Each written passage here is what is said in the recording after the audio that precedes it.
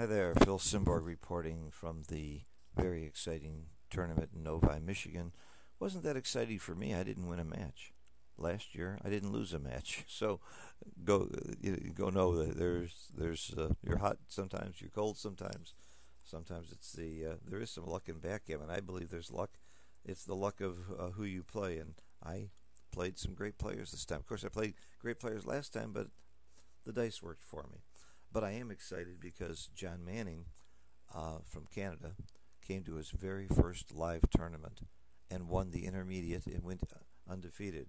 And I'm very happy for John because John came to me a few months ago and said, I need to learn this game. And he's diligently taken lessons from me for the last, a little over 6 months and worked hard on his game and has proven his skill. Played great and didn't lose a match. Congratulations to Rod Kovlin, who was also undefeated and won the Open, and Gary Bauer winning the Masters, Stefan and Vadim Nunez winning the doubles. It was a great tournament. Good turnout, over 70 people in both the Open and the Intermediate.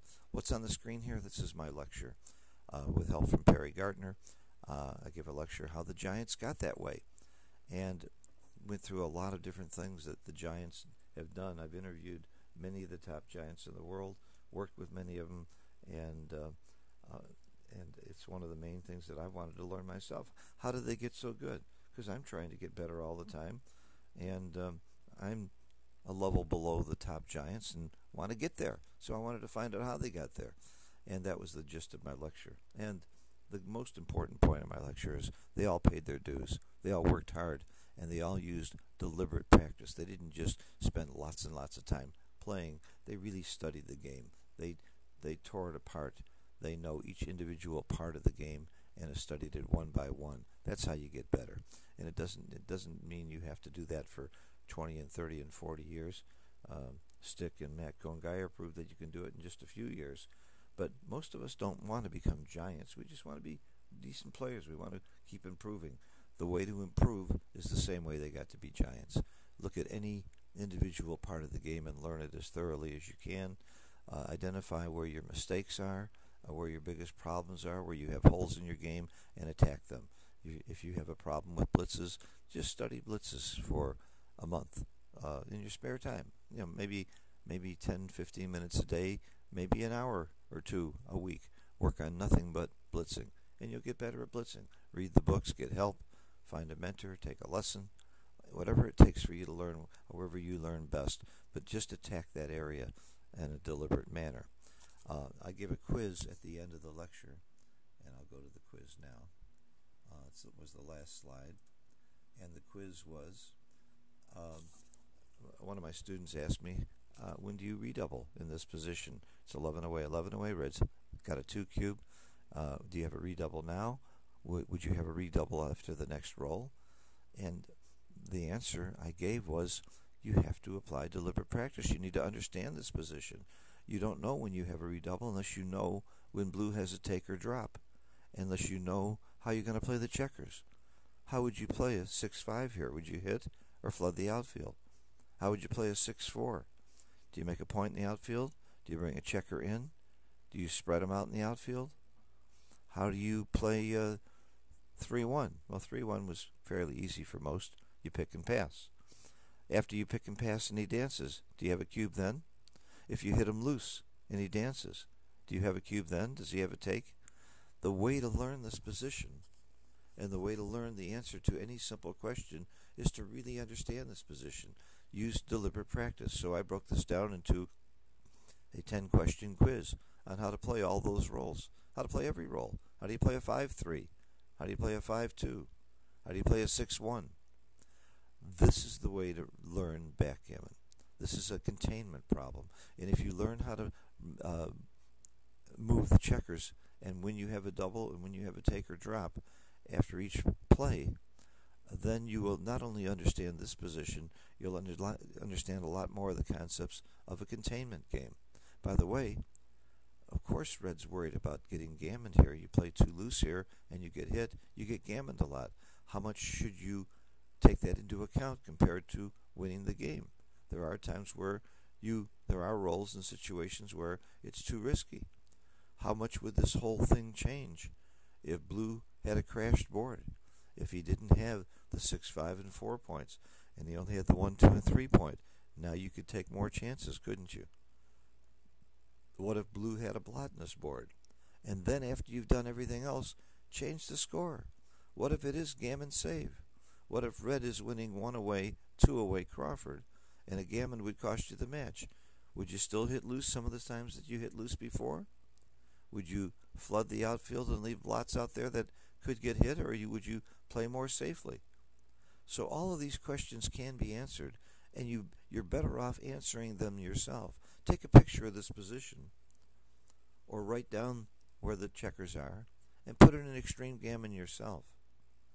And by the way, whenever you do something like that, make note of the pip count, because after you put the position in, if you come up with 81 to 103, the odds are you got the checkers in the right place, because it's real easy to move this checker and put it here, and move this checker and put it here, and an easy way to see if you got it wrong is the pip count. So I won't go through all the possible rolls. I don't want to teach you this position. I want you to learn it for yourself. But one of the things that would help you, if you rolled a 3-1 from here, and you picked and pass, or if it was here and a 2-1 and picked and pass, find out if that's a double and a take.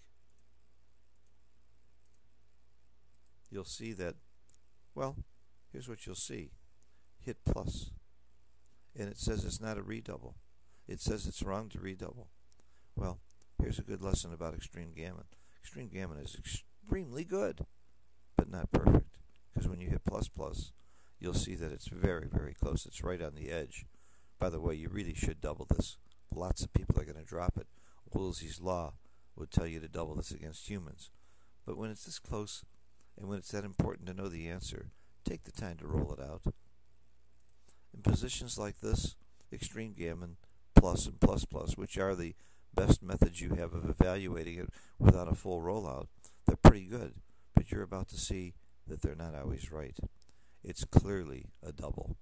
You can see what the progress is. By left clicking, you can see that it's saying it is a redouble, and it would be a .035 error so far. If you don't, it's going to end up at .037 error. So it's right to redouble, and extreme gammon plus and plus plus in this particular position, because it was close to the edge, was not right. So in any situation, you're going to get a better reading. .039. You're going to get a better reading after the rollout. And it is a redouble and a take. If you had hit with something else, like a 6-5, and you had a cover, let's say that that you had this position, and you hit with a 6-5, and he didn't come in. You obviously have a redouble now. By the way, that was the right play with the 6-5. He doesn't have a take. So there's a huge difference. You can see having just one cover is enough. On your next roll, let's say that he did take. How would you play 1? What if you rolled a 6-1? Would you lift? Would you bring just a checker in and gamble for the cover? I'm not going to tell you. Find out for yourself. Put it into extreme gammon. By the way, I know. I've gone through this. I've learned this position thoroughly, and in lots of other positions that are going to be very, very similar, I'm going to know I'm much more likely to get the right play, and I'm much more likely to get the right cube action, and so is my student, because I didn't just give him a simple answer. We went through and together learned how to get to the answers, and he did this deliberate practice on his own. We talked about it, and then you look at any player that you don't understand, and you try and figure out why it's telling you not to hit here, why you do hit, why you redouble, why you take, why you drop, and if you can't figure out why, then you play it out a few times and figure it out. So deliberate practice is not only the way to become a giant, it's the way to become a better player. Thanks for watching, and we'll see you soon at, what am I going to see you soon? Wisconsin, North Carolina, LA. Going to many more tournaments this year. It's been a great year in spite of getting shut out in Novi. I have a ball. If you have a chance to go to a live tournament, there's nothing like it. Great camaraderie, great competition, and you get to watch a lot of great backgammon. Thanks. Bye-bye.